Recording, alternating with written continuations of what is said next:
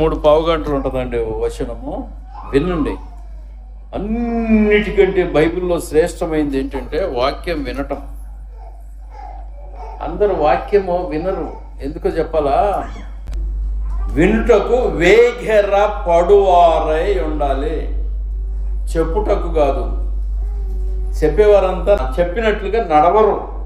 అందుకని చెప్పేవాళ్ళందరినీ మీరు నమ్మనవసరం లేదు. చెప్పేవారు ఆ ప్రకారంగా నడవాలి. అమోరీలు అనే ఒక జాతి ఉన్నది, కనాను దేశంలో నివసించిన వారు అమోరీయులు. వాళ్ళ పేరేంటి అంటే అర్థం ఏంటంటే గర్వము. అర్థం కాదు, సూచన. గర్వానికి ఈ అమోరీలందరూ సూచన. ఒక్కొక్కళ్ళు ఒక్కొక్క విధానానికి సూచనగా ఉంటారు. ఒక్కొక్క వ్యక్తి సింగ్ పాస్టర్ దేనికి సూచనగా ఉన్నాడంటే ప్రేమకు సూచనగా ఉన్నాడు. అట్లా దేవుడు దేనికి సూచనగా ఉన్నాడంటే ఆయన కూడా ప్రేమ అయి ఉన్నాడు. దేవునికి స్తోత్రాలు. గర్వం అనేది ప్రమాదకరమైనది. గర్వం అంటే నేను చెప్పే కదా, అన్నిటికంటే శ్రేష్టమైనది ఏంటంటే బైబిల్లో వాక్యమును వినటం, చెప్పటం. స్వస్థతలు కాదు, స్వస్థతలు జరుగుతాయి, జరగకపోవచ్చు, ప్రవచనాలు వస్తాయి, రాకపోవచ్చు. కానీ అన్నిటికంటే శ్రేష్టమైనది వాక్యం వినాలి, వాక్యంలో స్థిరపడాలి. అది దేవుని ఉద్దేశం. అది మారు మనసుల గురించి ఈ వాక్యము తెలియజేస్తుంది. Praise the Lord. Hallelujah, hallelujah. ఈ గర్వం అనేది ప్రమాదకరమైనది. ఇర్మియా గ్రంథములో మీరు చదవండి, వచనాలు చదవండి. ఇర్మియా గ్రంథములో 9వ అధ్యాయములో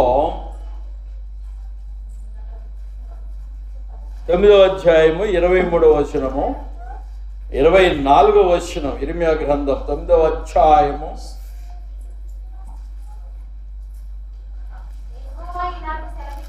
యెహోవా ఇలాగూ సెలవిచ్చుచున్నాడు, జ్ఞాని తన జ్ఞానమును బట్టి, సూర్యుడు తన శౌర్యమును బట్టి అతిశయింపకూడదు. అతిశయం అంటే ఏంటో చెప్పాలా? నేను జ్ఞానము కలిగిన వాడను, నేను శౌర్యము కలిగిన వాడను అంటే బలం కలిగిన వాడను, వీరుడను, సూర్యుడను అనుటిని బట్టి అతిశయింపకూడదు. అంటే ఏంటి? నీకున్న బలాతిశయములను బట్టి అతిశయపడకూడదు, నీకు వచ్చిన స్కిల్నెస్ను బట్టి అతిశయింపకూడదు, నీ నేర్పరతనమును బట్టి నువ్వు అతిశయింపకూడదు. ఎప్పుడు ప్రేమ కలిగి ఎదుటి వారికి సహాయం చేసే విధానంలో అతిశయించాలి. Praise the Lord. Hallelujah, hallelujah. ప్రేమ కలిగి ఎదుటి వారికి సహకరించే విధములో అతిశయించాలి. దేవునికి స్తోత్రాలు. 24వ వచనం. దేని మీద అతిశయించాలంటే, అతిశయించడం అంటే దేని మీద గర్వపడాలంటే, దేవునికి స్తోత్రాలు. అతిశయించువాడు దేనిని బట్టి అతిశయింపవలెననగా, భూమి మీద కృప చూపుసు నీతి న్యాయములు జరిగించుసునున్న యెహోవాను నేనే అని గ్రహించి నన్ను పరిశీలనగా తెలుసుకుంటున్న బట్టియే అతిశయింపవలెను. ఇక్కడ ఏం చెప్పాడండి? యెహోవాను నేనే, మరి ఏ దేవుడును లేడు. అట్లా రావాలి. యెహోవాను నేనే, యెహోవా తప్ప మరి ఎవరనూ లేరు. దీన్ని గ్రహించాలి, దీన్ని గ్రహించాలి. ఇట్లా గ్రహించినప్పుడు ఏం జరుగుతుందంటే, యెహోవా ఒక్కడే దేవుడు సర్వ విశ్వాల్లో అని గ్రహించినప్పుడు ఏమవుతుందంటే, నీ ప్రాణాన్నైనా అవసరమైతే ఇచ్చేస్తావు. రహస్యం అది. Praise the Lord. Hallelujah, hallelujah. భర్తనుడు భార్య ఉంది, భార్య చనిపోయింది. గాఢమైన ప్రేమ భార్య ఎడల, గాఢమైన ప్రేమ. భార్య చనిపోయింది. రోజువారీగా ఆ సమాధి దగ్గరకు పోయి ప్రతిరోజు ఏడ్చి వస్తాడండి భర్త. నా భార్య, నా భార్య అనుకుంటా.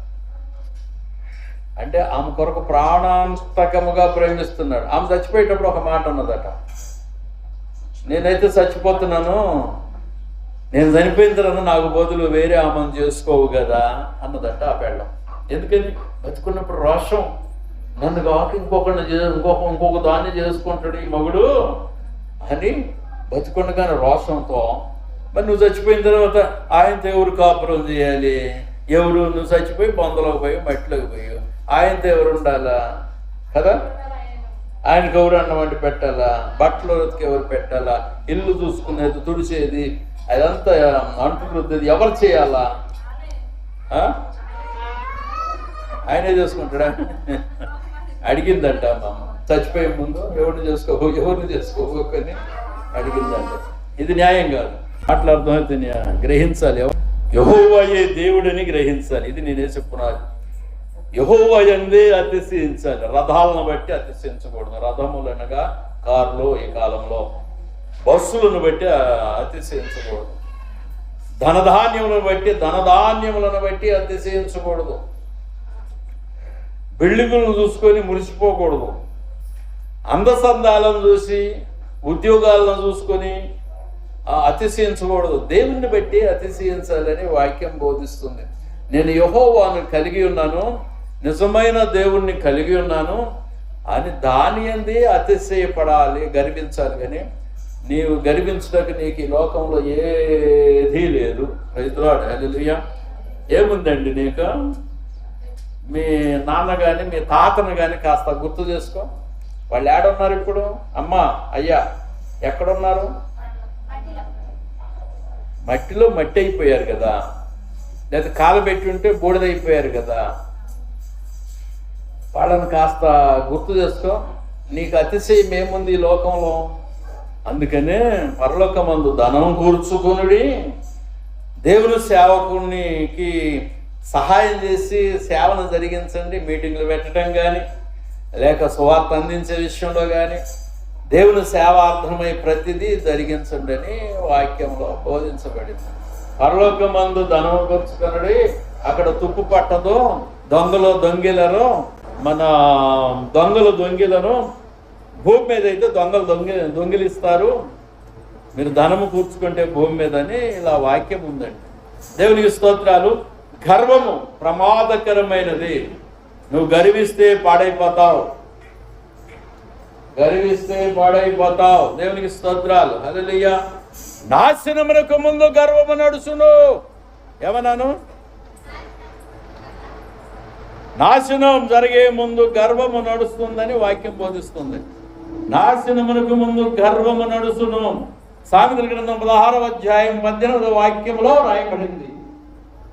ఎవరైనా ఒకడు నాశనం కావాలంటే గర్వము ముందు, వాని ముందు గర్వము నడుస్తుంది. గర్వం అంతేనా? నాకంటే ఎవరు వాక్యాన్ని బలంగా చెప్పలేరని నేను అంటలేదు, గర్వించట్లేదు.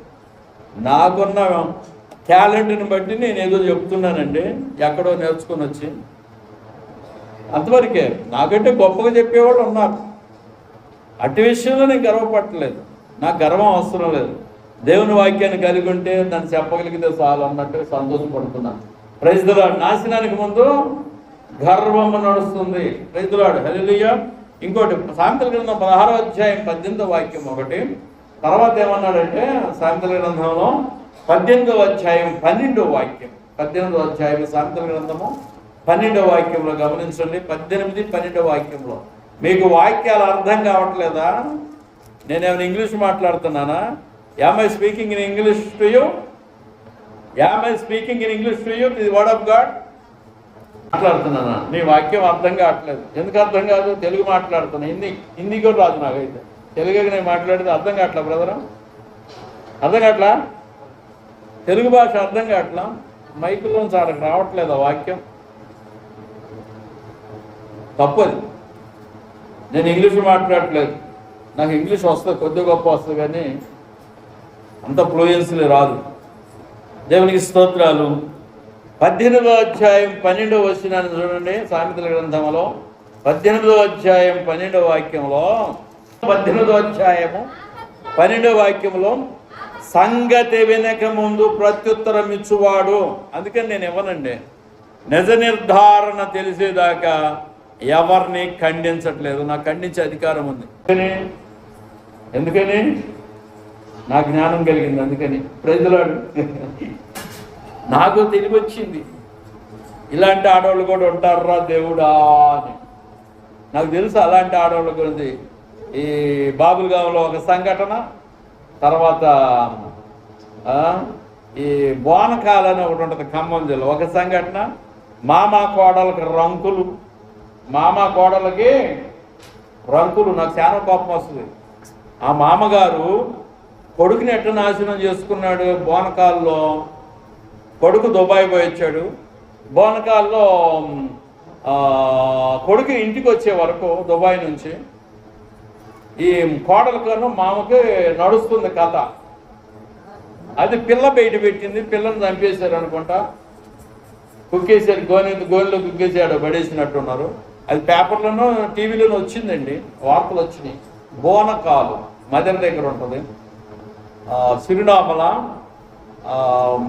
మధ్యలో ఉంటుంది అనుకుంటా. అక్కడ జరిగిన ఒక వింత సంఘటన. మామకి కోడలకి అక్రమ సంబంధం. ఇది చెప్పు, నేను జాగ్రత్తగా ఉంటానా లేదా? ప్రతి విషయం జాగ్రత్తగా ఉంటాను. ఈ ఆడవాళ్ళ మైండ్లు మంచివి కావురా అని ప్రైజ్లాడు. హల్లెలూయా. అందుకని జెంట్స్ జాగ్రత్తగా ఉండండి. ఎక్కడైనా స్త్రీలతో మాట్లాడకండి, ఎవరితో మాట్లాడకండి. నీ పెళ్ళంతో మాట్లాడుకో, ఇంట్లో ఇష్టం వచ్చినట్టు మాట్లాడుకో, 24 గంటలు మాట్లాడుకో, 24 గంటలు అక్కడే ఉండు. బాబాయిలు అబ్బాయిలు జాగ్రత్తగా ఉండడు అంటున్నా. పంపులు ముంచేవాళ్ళు ఉన్నారు దేశం మీద, గొంతులు కోసేవాళ్ళు ఉన్నారా. ఇలాంటి వాళ్ళని, ఈ బ్రతుకులని నేను ఎన్నడూ చూడలేదురా. మారు మనసు లేని ఈ బ్రతుకులను నాకు నిజ నిర్ధారణ తెలియకుండా, నేను సంగతి విని అది నిజము తెలియకుండా నేను ఎట్లా ఖండించాలండి? ఎవరినైనా సరే ఎవరిని ఖండించాలి? నిజం తెలియాలి కదా. దేవుడన్న బయలుపరుస్తాడు. దేవుడు బయలుపరిస్తే ఏదో చెప్పగల. దేవునికి స్తోత్రాలు. సంగతి వినక ముందు ప్రత్యుత్తరం ఇచ్చువాడు తన మూఢతను బయలుపరిచి సిగ్గునందునని రాసి ఉంది. సంగతి వినాలి, అది నిజమని తెలియాలి, దాన్ని ఖండించడానికి మార్గం ఓపెన్ అవుతుంది. దేవునికి స్తోత్రాలు. ఉజ్జియా అనే ఒక రాజు తను స్థిరపడిన తర్వాత గర్వించి చెడిపోయాడు. 2వ దినవృత్తాంతం 26వ అధ్యాయం 16వ వాక్యంలో తను గర్వించి, 2వ దినవృత్తాంతములు 26వ అధ్యాయం 16వ వాక్యం,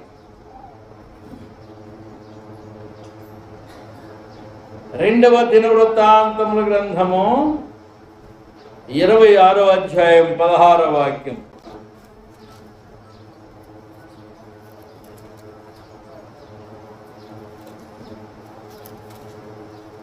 ఇరవై 26వ అధ్యాయము 16వ వాక్యంలో ఏమన్నాడు? అయితే అతడు స్థిరపడిన తర్వాత, అంటే ఉజ్జియా, రాజు అయిన ఉజ్జియా స్థిరపడిన తర్వాత అతడు మనస్సున గర్వించి, ఏమన్నాడు? మనస్సున గర్వించి, గర్వం వచ్చేసింది. డబ్బులు ఎక్కువైపోయిన తర్వాత, ఇల్లు వాకిలు ఏర్పడిన తర్వాత, ఒక కారు వచ్చిన తర్వాత, ఒక స్థిరత ఏర్పడిన తర్వాత, అందసందాలు, వైభవంలో, అన్ని విషయాల్లో అందరూ పొగుడుతున్నప్పుడు గర్వము పెరుగుద్ది. అప్పుడు నాశనం అయిపోతారు. విధేయత, వినయ మనస్సు నీ జీవితాన్ని పైకి తెస్తుంది, బాగు చేస్తుందండి. Praise Lord. హల్లెలూయా. విధేయత కలిగి ఉంటే, వినయ మనస్సు కలిగి ఉంటే, నీకు ఎంత ఉన్నా సరే తగ్గించుకొని పోవాలి, నువ్వు పైకి వస్తావు. Praise Lord. హల్లెలూయా.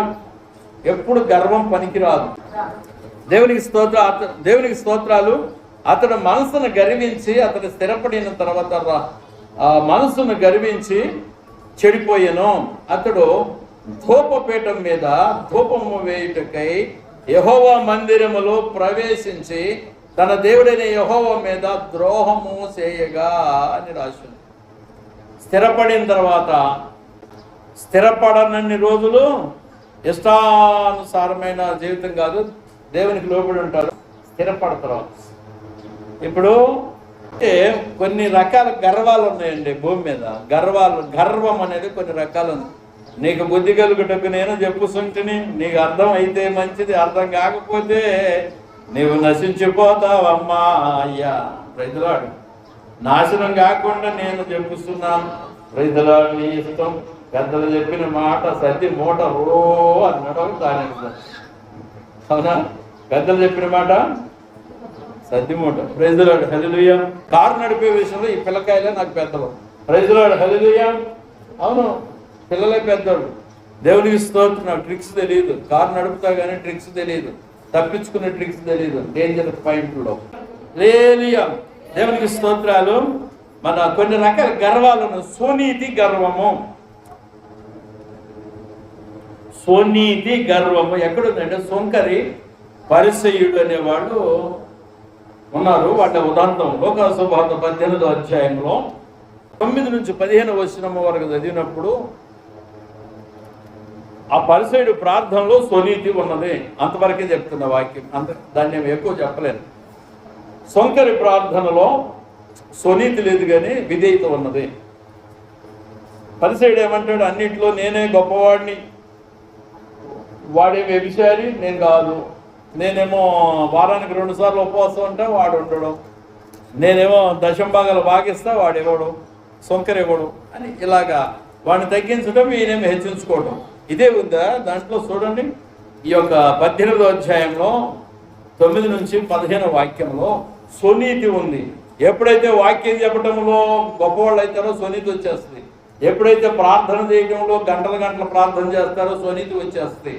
ఎప్పుడైతే మన దశంభాగాలు విపరీతంగా ఇస్తూ ఉంటుంటారో స్వనీతి వచ్చేస్తుంది. అందరూ ఇవ్వట్లేదు, నేనే ఇస్తున్నాను. అది రానికుండా జాగ్రత్త పడాలంటాడు. ఈ వాక్యంలో రాయబడిన విషయం అది. 9వ వచనం నుంచి ఈ 15వ వచనం వరకు మీరు చదువుకోనండి. పరిసయ్యుడు ప్రార్థనలో స్వనీతి ఉంది, సొంకర ప్రార్థనలో విధేయత ఉన్నది. అయ్యా, నీ మందిరంలో ప్రవేశించడానికి నాకు అర్హత లేదు, ఆకాశం వైపు కన్నులెత్తి చూసడానికి కూడా నేను యోగ్యుడిని కానని తగ్గించుకొని ప్రార్థన చేస్తున్నాడు. ప్రార్థన చేసే వాళ్ళు ఎలా చేయాలంటే తగ్గించుకొని ప్రార్థన చేయాలండి. Praise the lord. ఆ తగ్గింపు ప్రార్థన దేవుని దగ్గరికి వెళ్తుంది. హల్లెలూయా. హల్లెలూయా. ఒకటి స్వనీతి గర్వము. రెండవది మీరు చదువుకొని ఇంటి దగ్గర నోటు చూసుకొని 9 నుంచి 15 వచ్చిన వరకు వాళ్ళ ఇద్దరు ప్రార్థనలో ఏముంది దాన్ని అంతా నేను వివరించడానికి నాకు టైము సంకోచితము. దేవునికి స్తోత్రాలు. రెండోది మత గర్వము. మత గర్వము.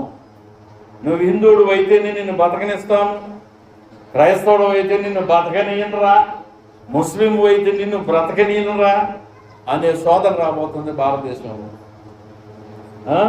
నువ్వు దేవుని మందిరానికి పోతే నీకు అన్ని సౌకర్యాలు కట్ చేస్తాము, అగ్గి నీళ్లు బంద్ చేసి సిగ్గునంతా తీసినారు అని ఒక పాట, ఒక శరణం ఉందండి. అగ్గి నీళ్లు అన్నీ బంద్ చేసి సిగ్గంతా తీసేసారు దేవుని నమ్ముకుంటే అట ఒక పాట రాశారు. దేవునికి స్తోత్రాలు. కనుక అలాంటి మత గర్వం కలిగిన వారు ఉన్నారు. మనం మతస్థులము కాము, వాక్యాన్ని అనుసరించడానికి ముందుకు వెళ్తున్నాము. మత గర్వము, మేము పుట్టుక క్రైస్తవులమండి అంటున్నారు కొందరు, 3-4 తరాల క్రైస్తవులమని చెప్తున్నారు కొందరు. పాపాన్ని ఒప్పుకోరు. మేము పుట్టుక నుంచి క్రైస్తవులు అయితే ఏం చేయాలి? మారుమనసు పొంద అంటున్నాడు వాక్యంలో. 3-4 తరాల క్రైస్తవులం అయితే ఏం చేద్దాం? మీ తాతల తరాల నుంచి క్రైస్తవులు అయితే ఏం చేద్దాం? నువ్వు మారుమనసు పొందు ఫస్ట్, వాళ్ళది అయిపోయింది. అయితే ఇంకోటి, మన ఉద్యోగ గర్వం ఉంటుందండి. అంటే ఆస్తులు బాగా వస్తుంటాయి కదా, అది కూడా గర్వం ఉంటుంది. ఇది చిన్న వయసు నుంచి వినుకుంటూ వస్తున్నానండి నేను, ఇప్పుడు కాదు, బైబిల్ చదివినప్పటి నుంచి కాదు. వాళ్ళు ఎంప్లాయ్ అండి. ఎవరి గురించి? ఎవరో టీచర్ల గురించి. వాడి ఎంప్లాయ్ కనుక వాడికి గర్వం ఉంది అంటారు కదా. ఇక్కడ మన 3-4 ఎంప్లాయీస్ ఉన్నారు, వాళ్ళ గురించి కాదు నేను చెప్పేది. ఈ గర్వం అనే దాని సబ్జెక్ట్ మీద నేను నా చిన్న వయసులో నేను వినుకుంటూ వచ్చిందని చెప్తున్నాను. ఏంటంటే, ఏదన్నా అధికంగా ఆదాయం ఉండి ఉద్యోగం ఉంటే వాళ్ళకి కాస్త అతిశయం ఎక్కువ ఉంటుంది. ఇతరులను గౌరవించరు, ప్రేమించరు అనే శబ్దాలు వాడారు పూర్వం. నా చిన్న వయసులో విన్న పదాలు అవి. అయితే ఇప్పుడు కాలంలో బైబిల్ బోధ చేసేటప్పుడు ఇది ఒకటి వచ్చింది, ఉద్యోగ గర్వం అనేది. అది గర్వం పనిచేయదు దానికి కూడా. అయితే 1 కొరింథీయులు 8వ అధ్యాయంలో 1-2 వచనాలు చూద్దాం. 8వ అధ్యాయం 1 కొరింథీ. నన్ను ఏమనుకోనకండి, నేను చెప్పినందుకు ఈ వాక్యాలు ఎందుకు చెప్తున్నవి అంటే అందరికి అవసరం, నాకు కూడా అవసరం అని. నాకు కూడా అవసరం ఈ వాక్యం. ఎందుకంటవా, నేను కూడా నేర్చుకోవాలి వాక్యాన్ని. నేను నేర్చుకొని మీకు చెప్తున్నా వాక్యాన్ని, నేర్చుకొని ప్రజలకి చెప్తా ఉంటుంటా. ప్రజలాడు నేను 1 కొరింథీ 8వ అధ్యాయము 1-2 వచనాలు ఏమంటున్నాడు? విగ్రహములకు బలిగా అర్పించిన వాడి విషయము మనమందరము జ్ఞానము కలిగిన వారమని ఎరుగుదుము. ఈ ఉప్పొంగదేననే మాట ఉంది చూడండి, దానిలో గర్వం ఉందండి. నేను జ్ఞానవంతుడను అందరికంటే, నాకు అన్నీ తెలుసు, పాస్టర్ కంటే ఎక్కువ తెలుసు. తెలిసింది పాస్టర్ కంటే ఎక్కువ. జోలు కట్టుకొని బయలుదేరిపోయావా నాలాగనే? అంతే కదా. నేను బైబిల్ పట్టుకుని ఇంట్లో నుంచి బయలుదేరి దేశ సంచారం చేశా. పాస్టర్ కంటే నాకు ఎక్క జ్ఞానం తెలుసు అనుకున్నప్పుడు నువ్వు ఒక జోలు కట్టుకొని దేశం మీద బయలుదేరా. జోలు కట్టుకోవద్దు అన్నాడు యేసు ప్రభు కదా. కానీ సన్యాసం పుచ్చుకొని దేవుని సేవ అయిపోయారా అంటున్నా. ఎక్కువ జ్ఞానం కాదు, పాస్టర్కి జ్ఞానం లేదు. నిజమండి, పాస్టర్ని పిచ్చెక్కింది అన్నారు. యేసుని నమ్ముకొని సేవకు బయలుదేరితే పిచ్చెక్కింది, వెర్రుడైపోయాడు, పిచ్చోడైపోయాడు. మొన్న చెబుతుండు మా అన్న, అదంతా ఒట్టిదన్నా. వాళ్ళు ఏమంటున్నారు, నేను వింటున్నానన్నా. ఒకటేమో తెల్లముఖం అన్నది, ఒక పెద్ద అమ్మగారు అంటామా, దానికి జ్ఞానం లేదు కదా. ఇప్పుడు కూడా గుర్తుంది ఎవరెవరు ఏమేమన్నారు. లేదు, పరిస్థితి చేయడానికి వెళ్ళాను. ఒక క్రమంగా వెళ్ళలేదు కనుక వాళ్ళు అలా భావించుంటారు. ఒక క్రమంగా ట్రైనింగ్ పోయి ఇంట్లో నుంచి వెళ్ళుంటే బాగుండేది. ఏమీ జరగలేదు నా బ్రతుకులో. నేను గంటల ప్రార్థన చేస్తుంటే దయ్యాలు, శాతపడి శక్తులు వదిలిపోతూ, రోగాలు బాగా అయితే ఉండే దేశం మీద. అన్నా ఇది అన్నా అని చెప్పాం మా అన్నకి. అన్నన్నాడు, అన్నకి మాట్లాడాను, అర్ధగంట మాట్లాడాను. ప్రజలాడు హల్లెలూయా. నా పుట్టిన కులంలో వాళ్ళని నేను కట్టుకొని ఉంటే నేను క్రైస్తవుడిని కాదు. ప్రజలాడు హల్లెలూయా. ఇదే ప్రశ్న ఉంది భారతదేశంలో. ఏ కులంలో పుట్టిదో ఆ కులంలో పిల్లనే చేసుకోవాలండి అంటే వాళ్ళు అట్లని ఎన్నుకొని చేసుకుంటున్నారు దేశం మీద. కనుక నీలో క్రైస్తవత్వము లేదో మొదట మెట్టది. క్రైస్తవుడు కావును. కులతత్వం నీలో ఉన్నప్పుడు నువ్వు క్రైస్తవుడు వెట్టయితే, మతతత్వం నీలో ఉన్నప్పుడు నువ్వు క్రైస్తవుడు వెట్టయితవయా. వానికి అర్థం కాదు, హిందువుడిగా ఉన్నాడు కదా, అర్థం కాదు. కనుక ఇప్పుడు చెప్పుటకు మార్గం లేదు. మరొక అర్ధగంట టైం తీసుకొని చెప్తా మరొకసారి. ప్రైజ్ ది లార్డ్, హల్లెలూయా. నా తండ్రి బావి మీదకి నీళ్ల కొరకు కొందరిని ఎక్కనీయకపోయేవాడు అండి, నా కన్న తండ్రి. అది గుర్తు చేసి, అందుచేత నిన్ను ఈ క్రైస్తవుల్లో కలవపోకని చెప్పాడయ్యా. అదొక్కటే నిన్ను ఇంట్లో నుంచి ఎలగొట్టడానికి కారణము మా అన్న చెప్పేదాకా నాకు తెలియదు బ్రదర్. సొంత అన్న, ఒక తల్లి పిల్లలు బావి మీదకి ఎక్కి నీళ్లు ఇటు దోడతారమ్మా చేతతో. తెలుసా, తాగాడి బావి అంటారు. ఇప్పుడు లేవు, గిలక బావులు, మోటార్లు వచ్చినాయి. మైలపడుద్దని అలాంటి దురాలోచన కలిగిన వాళ్ళు. అయితే నేను మారు మనసు పొందాను కనుక నాకు అవి ఉండవు కదా. అస్పృశ్యత, అంటరానితనం అవన్నీ నేను పాటిస్తున్నా. నాకేం దొరదబట్టింది? అందరిని దీవిస్తా. యేసు ప్రభువు నాకు నేర్పాడు మారు మనసు పొందమని. యేసు ప్రభువే నాకు తర్ఫీదిచ్చాడు. కులతత్వం, మతతత్వం, ఈ గర్వాలు అన్నీ అనసపడ్డాయి. లేవు, లోపల లేవు. అందరూ సమానులే. భారతీయులందరూ నాకు, తెల్లవాడు, నల్లవాడు, నీగ్రోళ్ళు, పసుపోళ్ళు, ఎర్రటోళ్ళు అందరూ సమానులు. రైతులాడు అందరూ ఆదమ్మ గారి పిల్లలే. ఏమి రోగం వచ్చింది? వాళ్ళు మార్పు లేని వాళ్ళకి నాకు తేడా ఏంటి అంటున్నా. నీకు నీ గదిలో ఉన్న జనాలకు తేడా ఏంటి? నీలో మార్పు లేనప్పుడు మార్పు రావాలిగా. నీ బ్రతుకులో మార్పు లేదా? నీలో దేవుని నమ్మితే మార్పు లేదా? ఇంకా కులమే ఉందా? సమానత్వం లేదా? నేను అడుగుపెట్టిన జాగలో కమ్మోళ్ళ పిల్ల వచ్చి నీళ్లు తాగిందండి. అర్థం కదా? నేను ఏడు అడుగు పెడితే అక్కడ ఆ అంటరానితనాన్ని దూరపరిచి నాతో సహా కమ్మోళ్ళ పిల్ల వచ్చి భోజనం చేసింది. నాతో సహా సాలీల అమ్మాయి వచ్చి అక్కడ భోజనం చేసింది, అన్నం తిన్నది, నీళ్లు తాగింది. ఆ సాలీల్లో అంటరానితనం ఉండదా? తొలగించుకుందా లేదా? ఈ దెబోరం ఎవరయ్యా? మీకు అర్థం కావట్లా, అర్థమై సావట్లేదు. అవన్నీ సస్తేనే నీకు పరలోకంలోకి వస్తావు, లేదా రావు. ఏం మనిషి నువ్వు? ఇంకా తత్వం పోలేదు, కులతత్వం పోలా, మతతత్వం పోలా. భారతీయులు కాదు, క్రైస్తవులు అందరూ సమానమే. బైబిల్ నేర్పేది అది, అందరూ సమానులే, కులం మతం లేదు. దేవునికి స్తోత్రం. సర్టిఫికెట్లో చూపెట్టుకుని ఉద్యోగాలు పొందడానికి తప్ప ఎందుకు పనికిరావు? కులాన్ని చూసి, పెద్ద కులాన్ని చూసి ఏమంటావు? ఇంకా వాడికి లొంగుంటామేమో మనం. రెండు తన్నక నేను ఎక్కువ, నువ్వు తక్కువ అనేసరికి ఎక్కువ అన్నోడిని రెండు వేయాలి ముందు, తర్వాత చూద్దాం. అంటే ఎక్కువ మన గద్దర్ గారు అంతే చేస్తుండేనంట. నక్సలైట్ గద్దర్ ఉన్నాడు అక్కగారు. ఎవడు ఎక్కువ కులం విషయంలో మీకంటే మేము ఎక్కువ అన్నాడు, తన్ని ముందు తర్వాత మాట్లాడుతున్నాడు. ఎవడరా ఎక్కువ? బైబిల్ నేర్పింది సమానత్వాన్ని, ఈ వేరే గ్రంథాలు దేవతలు నేర్పలేదు. అంతా భేదాలు నేర్పెట్టారు. దేవునికి స్తోత్రాలు. గర్వము, జ్ఞానము ఉప్పొంగ చేసినప్పుడు గర్వం పెరుగుతుంది. అందుకే జ్ఞానం పెరిగినా కూడా జాగ్రత్తగా ఉండాలా, పిచ్చోళ్ళు అయిపోతారు. జ్ఞానం పెరిగితే, జ్ఞానాభ్యాసం చేసి జ్ఞానం పెరిగితే పిచ్చోళ్ళు అయిపోతారు. మా అన్నలో తత్వం మారలేదంటే వాడు అన్యుడిగా ఉన్నాడు. రాముడిని పూజ చేసుకుంటాడు, భద్రాచలం పోతాడు, ఏడుకొండల వారా గోవింద అనుకుంటూ అడిపోతాడు. తిరుపతి నాకేం తొలగబెట్టింది, వాడు అడిపోతాడు. వాడిని మార్చాలని నేను ఫోన్ చేస్తున్నాను అప్పుడప్పుడు. వాడిని దేవుని తిప్పాలని ప్లాన్ చేస్తున్నాను, కానీ నాకు వీలు కావట్లేదు బ్రదర్. నాకు ఎంత చెప్పినా ఇంట్లో నేనేం చేయలేను. ఇవి చావట్లేదు, తత్వాలు చావట్లేదు, పుట్టిన తత్వం చావట్లేదు. అది చస్తేనే పరలోకం, లేకపోతే లేదు. నేను పరలోకంలో వెళ్తా, మా కులపోళ్ళు ఉన్నారా పరలోకంలో అని ప్రశ్న అడిగారంట ఒకళ్ళు పోయి. మీ కులపోళ్ళు పాతాళంలో ఉన్నారయ్యా అన్నాడంట దేవలోకం. మా మతపోళ్ళు ఉన్నారా పరలోకంలో అంటే, మీ మతపోళ్ళు పాతాళంలో ఉన్నారయ్యా అడగబో అన్నాడు. నీ మతం లేదు, నీ కులం లేదు, అక్కడ పరలోకంలో ఏది లేదు. రక్షణ పొంది మారు మనసు పొందిన వాళ్ళు పరలోకంలో ఉంటారండి. ప్రజలాడు హల్లెలూయా. మారు మనసు రక్షణ పొందిన వాళ్ళు పరలోకంలో ఉంటారు. ఇది తెలుసా మీకు? అదే నీ జీవితం మార్పు అంటారు. అయితే దేవునికి స్తోత్రాలు.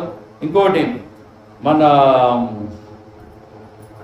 నాకు అంతయో తెలుసు అన్నట్లు ఎవరు ఏమి చెప్పినా లెక్క చేయని స్థితి ఉంది. నాలుగోది ధన గర్వము. ఎవరికి ధనం ఎక్కువైపోయిందో వాళ్ళకి గర్వం ఉంటుంది. ధనం ఎక్కువైపోయి ధనం ఎచ్చిన మదం ఎచ్చును. అమ్మా ఏమన్నా నేను?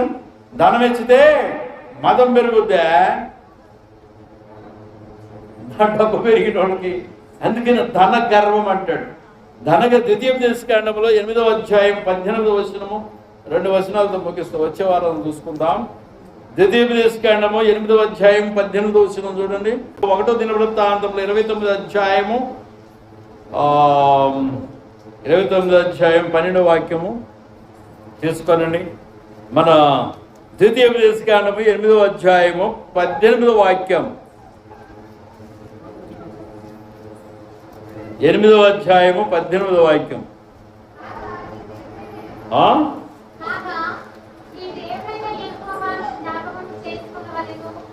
నీ దేవుడైన యెహోవాను జ్ఞాపకం చేసుకునవలెను.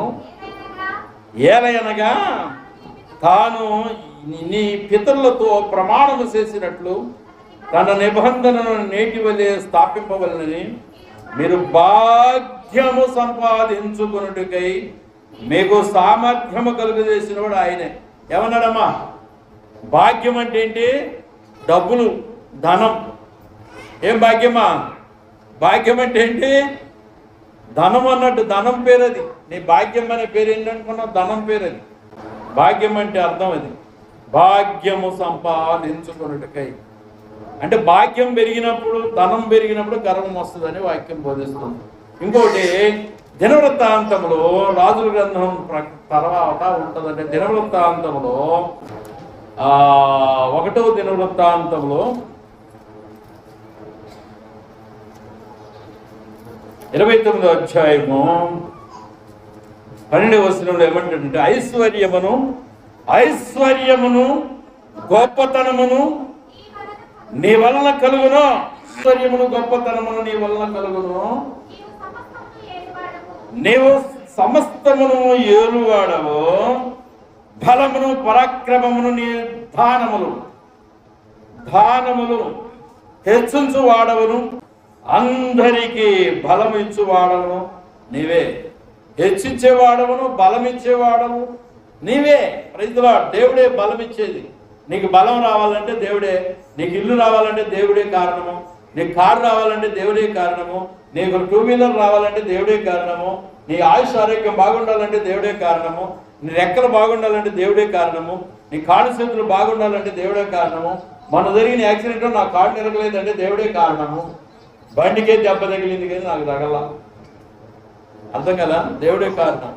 అవును, మరి నా కాళ్ళు చేతులు అంతా బాగానే ఉన్నాయి ప్రస్తుతానికైతే. ఆ ధనం కంటే, వాహనాల కంటే, బిల్డింగుల కంటే, అన్నిటికంటే ఆరోగ్యం ప్రధానమైనది. ఆరోగ్యంగా ఉన్నానంటే దేవుడే కారణము. ఈ మాత్రం. Praise the Lord. హల్లెలూయా. ఇవన్నీ బలాన్ని ఇచ్చేవాడు, ఆరోగ్యాన్ని ఇచ్చేవాడు, ఐశ్వర్యాన్ని ఇచ్చేవాడు దేవుడిని యెహోవాని బైబిల్ బోధిస్తుంది. దేవునికి స్తోత్రం. హల్లెలూయా, హల్లెలూయా, హల్లెలూయా. ఇంకా అర్ధగంట ప్రసంగం ఉందండి నా దగ్గర. ఆ ప్రసంగం ఉంది కానీ చెప్పుటకు మార్గం లేదు కదండి, టైం తగ్గించాం కదండి, అందుకని ముగించుకోవాలనుకుంటున్నాను. సమస్తం ఇచ్చినవాడు దేవుడే గాని గర్వించరాదు. కీర్తన 62:10 త్వరగా. కీర్తన 62:10 సమస్తం ఇచ్చినవాడు దేవుడే గాని గర్వించరాదు. అన్ని ఇచ్చినవాడు, నాకు అన్ని ఇచ్చినవాడు దేవుడే. నేను బాన్స్వాడ వచ్చినప్పుడు ఒక గిన్నె, ఒక కూర గిన్నె, ఒక అన్నం గిన్నె, మన కొన్ని బియ్యము తీసుకొని అంకోల్లో ప్రవేశించా. ఒక చిన్న బస్తాలో, గోనె బస్తాలో కట్టుకొని బాన్స్వాడ బస్ స్టాండ్లో దిగి సైకిల్ ఒకటి పైన బస్సు మీద తీసుకొని వచ్చి దాని మీద కట్టుకొని తీసుకుపోయి అంకోల్లో పెట్టాను అన్నట్టు. ఒక అయ్యగారు ఉంటే ఆ అయ్యగారి దగ్గర పెట్టాను. Praise the lord. నాకు అన్నీ ఇచ్చినవాడు అప్పటి నుంచి ఇప్పటి వరకు నాకేమీ లేదు. నేను ఒట్టు కట్టుబాటలతో వచ్చా ఈ ప్రాంతానికి. ఆ అమ్మగారిని తీసుకొని ఇస్తే వాళ్ళ అమ్మాయి మా సైకిల్ ఒకటి ఇచ్చింది. నాకు ఉన్నాయన్నీ, ఇంట్లో ఉన్నాయన్నీ, ఈ బిల్డింగ్ కానీ ఉన్నాయన్నీ మీరు ఏం చూస్తున్నారు అవన్నీ దేవుడిచ్చినవేనండి. ఊడ్చుకొని పోతే అన్నీ పోతాయి, ఉంటేనే అన్నీ ఉంటాయి, దేవుడు ఉంచితేనే ఉంటాయి, లేకపోతే అన్నీ పోతాయి. ఎప్పుడు పోతాయి అంటే అన్నీ ఎప్పుడు పోతాయి? చచ్చిపోయినప్పుడు అన్నీ పోతాయి. Praise the Lord. హల్లెలూయా. ప్రాణం పోయిందనుకో అన్నీ నన్ను విడిచిపోతాయి, నాతో ఏది రాదు. కళ్ళు తాగుతారు, సారా తాగుతారు, ఆళ్ళు కాటి దాకా వచ్చి సాగినట్టు వస్తారు, ఇంటికి పోతారు, ఎవరు దాని వాళ్ళు పోతారు. స్తోత్రం. పరదేశులమ్మా ప్రియులారా మన్న పురమిదిగా దిపుడు నిజముగా పురమిదిగా దిపుడు అని పాట పాడుకుంటా సాగినట్టు పోతారు. కళ్ళు సారాలు తాగుతారు. కొందరైతే ఏం తాగరు, దంసప్పులు దాకా ఇంటికి పోతారు. ఇంకేంటంటే ఏం వస్తుంది, ఏం రాదు. ఉన్న రోజులు నాది, పోయిన రోజులు నీది. నేను పోతే నీది, నేనుంటే నాది. Praise the lord. అంతేనా? నాకేదో వద్దులేండి, దేవుడికి ఇచ్చేస్తా అంత. Praise the lord. 62వ కీర్తనలో 10వ వాక్యం బలాత్కార బంధ నమ్మిక ఎంచకుడి, తర్వాత దోసుకున్నది గర్వపడకుడి, ధనము హెచ్చినను దాన్ని లక్ష్య పెట్టకుడి. నా దగ్గర అయితే డబ్బులు లేవమ్మా, జాగ్రత్తగా ఉండండి. డబ్బులు అనుకునే కార్లు చూసి, వాహనాలు చూసి, బిల్డింగ్లు చూసి ఏమీ లేవు. చాలా భయపడిపోతున్నా, కారం గడ్డలు తిందాం అనుకుంటున్నా. మీ ఇష్టం ఇక. Praise the Lord. హల్లెలూయా. ఒకరోజు మీకు కారం పెట్టి చూస్తే కానీ అర్థమవుతుంది ఈయన తింటుందా లేదండి. చాలా బలము గొడ్డుకారం, మీకు తెలియదు. ఎల్లిపాయ కారం చాలా ఇష్టపడతాను నేనైతే. ఆ అమ్మగారికి తెలుసు. ఇక అది నా గతి. Praise the Lord. హల్లెలూయా. అంతే కదా.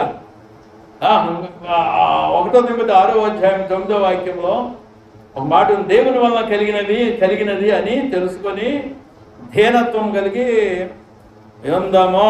ఇదండి ఒక అంశము, అమోరీల గురించినటువంటి అంశము. నేను ముగిస్తున్నాను, ఎందుకంటే బల్లె వాలి 2 గంటలకి ముగించాలనుకున్నా. ముగిస్తాను.